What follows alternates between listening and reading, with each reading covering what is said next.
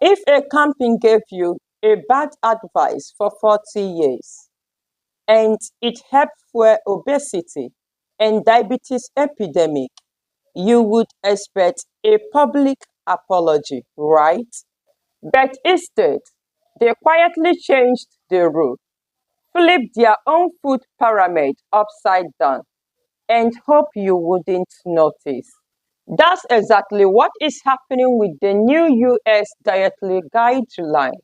For decades, they told you to base your diet on 6 to 11 servings of grains, go low fat, low cholesterol, eat less saturated fat, and just watch your calories. While we obediently filled our plate with pastas, cereals, low-fat snacks, the rate of obesity, diabetes, heart disease, fatty liver, and dementia exploded. In this video, I will show you the proof hidden in plain sight and what you should eat now that the old pyramid has effectively collapsed. For over 40 years, the base of official pyramid was grains. For decades, official documents danced around the issue. They talked about sugar, fat, calories, but rarely talked about ultra-processed food as a category. Now, the hammer is finally coming down. Many researchers argued that ultra-processed foods are the primary dietary driver behind the vast majority of chronic diseases, obesity, diabetes, heart disease, fatty liver, and some cancer. But there is a catch. They are now working on the official definition of ultra-processed food. And whoever controls the definition controls the outcome. A powerful way to define food is biological. Food is that which we eat to sustain life, promote growth, repair tissue, and provide nourishment. Under that definition, a steak, an egg, an avocado is clearly food. A new blue snacks, cake that never melts, a beverage that is half corn syrup. This is much harder to defend as food. Anything that doesn't nourish, repair, or support life starts to look more like a product than food. The new guidelines pushing to reduce ultra-processed food is a quiet acknowledgement that we let this product dominate the food supply and it backfired. For years, the standard message was about 0.8 grams of protein per kilogram of body weight per gram. That's roughly 55 grams of protein for a 150 IB or 68 kilogram person, barely enough to optimize health, muscle, or aging.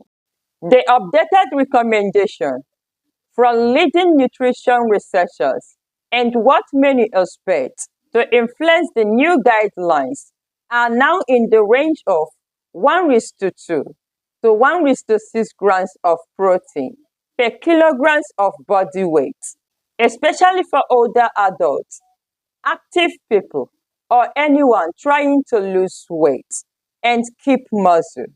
And yes, a lot of that is animal-based protein, e.g., meat, fish, egg, dairy, because they provide the most complete amino acid profile and micronutrients. Just this protein increase alone can improve your biochemistry, hormones, blood sugar control, body composition. So when the new pyramid implicitly pushes more protein and fewer empty carbohydrates, that's another quiet way of saying the low-fat carbohydrate heavy experiment didn't work. Now let's talk about what the new guidelines still don't fully admit. And that might be the most important part of this video. They are finally moving away from ultra-processed junk towards more protein and whole food. That's great, but what is still missing is the clear focus on the root causes of most chronic metabolic disease, insulin resistance.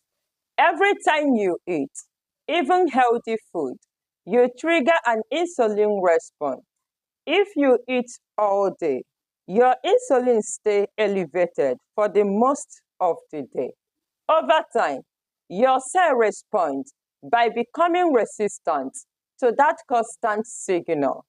The new guideline may help prevent insulin resistance by cutting ultra-processed junk, increasing protein, and stabilizing blood sugar. For people who are also insulin resistant, you also need to address how often you eat, giving your body actual break from constantly elevated insulin. This is what is barely mentioned: seed oil and highly refined industrial starches, which often comes bundled in ultra-processed food. So yes, the invented pyramid is a huge step in a right direction, but it's not yet a full honest conversation about insulin resistance and meal frequency. Here is a simple evidence-based way to apply the new direction and fix what the guidelines still tiptoe around. Flip your own pyramid. Base your diet on whole. Minimize processed food. Eat meat, fish, egg, vegetables, fruit, nut, and some whole food carbohydrates. Push ultra-processed food out. Prioritize protein. Aim closer to 1.2 to 1.6 grams of protein per kg of your ideal body weight, but discuss with your doctor. Control your eating frequency, not just your ingredients. Be skeptical of the label food. Ask yourself, is this actually nourishing me or just entertaining my taste bud? If it doesn't clearly sustain life, repair tissue, or nourish you, it is probably a product, not food. Use guideline as a floor, not a ceiling. The official guideline have to balance science, politics, and industries. You can take the good less ultra-processed, more real food, more proteins, and limit refined oil and starches as much as reasonably possible.